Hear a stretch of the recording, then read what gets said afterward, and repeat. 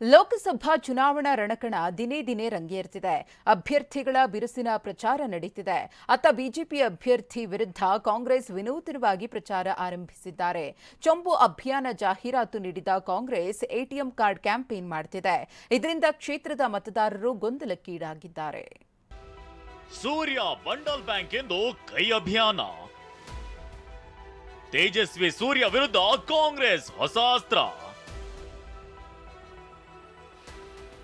ಬೆಂಗಳೂರು ದಕ್ಷಿಣ ಕ್ಷೇತ್ರದಲ್ಲಿ ತೇಜಸ್ವಿ ಸೂರ್ಯ ಹಾಗೂ ಸೌಮ್ಯ ರೆಡ್ಡಿ ನಡುವೆ ಜಿದ್ದಾಜಿದ್ದಿನ ಹೋರಾಟವೇ ನಡೆದಿದೆ. ವಿಷಯ ಅಂದ್ರೆ ಗುರು ರಾಘವೇಂದ್ರ ಬ್ಯಾಂಕ್ನಲ್ಲಿ ಆಗಿರೋ ಅಕ್ರಮವನ್ನೇ ಕಾಂಗ್ರೆಸ್ನವರು ಚುನಾವಣೆ ಅಸ್ತ್ರವನ್ನಾಗಿ ಮಾಡಿಕೊಂಡಿದ್ದಾರೆ. ಎಟಿಎಂ ಕಾರ್ಡ್ನಲ್ಲಿ ಎಸ್ಬಿಬಿ ಅಂತ ನಮೂದಿಸಲಾಗಿದೆ. ಎಸ್ಬಿಬಿ ಅಂದ್ರೆ ಸೂರ್ಯ ಬಂಡಲ್ ಬ್ಯಾಂಕ್ ಅಂತ ಹೇಳುತ್ತಾ ಮತದಾರರಿಗೆ ಹಂಚುತ್ತಿದ್ದಾರೆ. ಗುರು ರಾಘವೇಂದ್ರ ಬ್ಯಾಂಕ್ ಹಗರಣ ಮುಂದಿಟ್ಕೊಂಡು ತೇಜಸ್ವಿ ಸೂರ್ಯ ಬಾಯಿಯಲ್ಲಿ ಹಣ ಕಂತೆಯುಳ್ಳ ಭಾವಚಿತ್ರ ಮುದ್ರಿಸಿ ಎಸ್ಬಿಬಿ ಬ್ಯಾಂಕ್ ಹೆಸರಿನಲ್ಲಿ ಕಾರ್ಡ್ ವಿತರಣೆ ಮಾಡಲಾಗ್ತಿದೆ. ನೀವು ಖಾತೆಯಲ್ಲಿ ಹಣ ಇಟ್ರೆ 3 ನಾಮ ಹಾಕ್ತೇವೆ. ನಿಮ್ಮ ಉಬ್ಬಿದ ರಕ್ತನಾಳಗಳ ಸಮಸ್ಯೆಗೆ ಎವಿಸ್ ಆಸ್ಪತ್ರೆಯಲ್ಲಿ ಕೇವಲ 30 ನಿಮಿಷದ ಲೇಸರ್ ಚಿಕಿತ್ಸೆಯೊಂದಿಗೆ ಮುಕ್ತಿ ಹೊಂದಬಹುದು.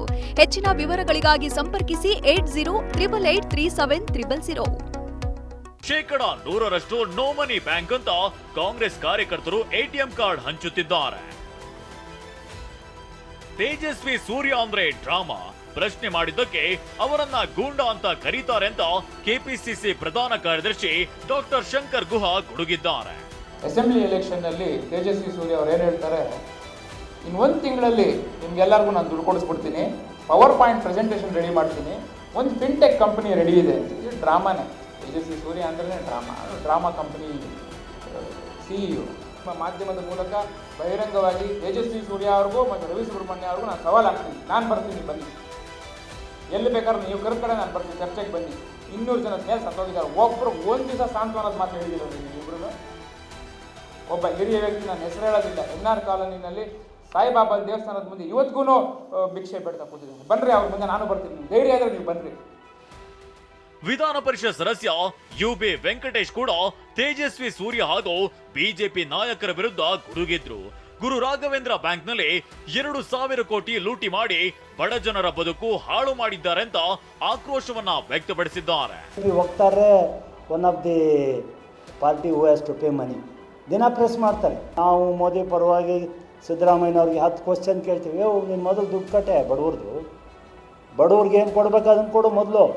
ನೀನು ದುಡ್ಡು ತಿಂದಾಕ್ಬಿಟ್ಟು ಬೇರೆಯವ್ರದ್ದೇನು ನೀನು ನ್ಯಾಯ ಕೇಳೋದು? ಯಾವ ನೈತಿಕತೆ ಇದೆ ನಿಮಗೆ? ಆಮೇಲೆ ಪಕ್ಷದಲ್ಲಿ ಇಂಥವ್ರನ್ನ ಕೂಡಿಸ್ಕೊಳ್ತಿರಲ್ಲ, ಇದೇನಾ ಬಿಜೆಪಿ ಪಕ್ಷದ ಒಂದು ಸನ್ನಡತೆ? ಕಾಂಗ್ರೆಸ್ ಆರೋಪಕ್ಕೆ ಬೆಂಗಳೂರು ಕೇಂದ್ರ ಕ್ಷೇತ್ರದ ಬಿಜೆಪಿ ಅಭ್ಯರ್ಥಿ ತೇಜಸ್ವಿ ಸೂರ್ಯ ತಿರುಗೇಟು ನೀಡಿದ್ದಾರೆ.